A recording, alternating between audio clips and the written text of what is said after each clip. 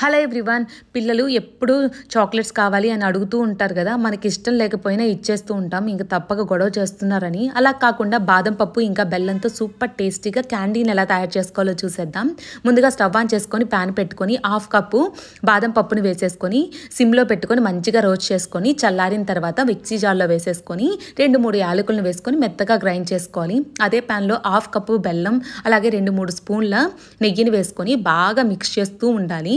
అది మనం కరిగిపోయిన తర్వాత వాటర్లో వేస్తే గట్టిగా అయిపోవాలన్నమాట. చూసారు కదా, ఈ విధంగా అయిపోయింది కదా, పర్ఫెక్ట్గా అయిపోయింది. ఇప్పుడు మనం పౌడర్ చేసుకున్న బాదం పప్పును కూడా వేసేసుకొని ఒక 2 మినిట్స్ బాగా మిక్స్ చేసుకొని ఫైనల్గా నెయ్యి వేసేసుకొని స్టవ్ ఆఫ్ చేస్తే సరిపోతుంది.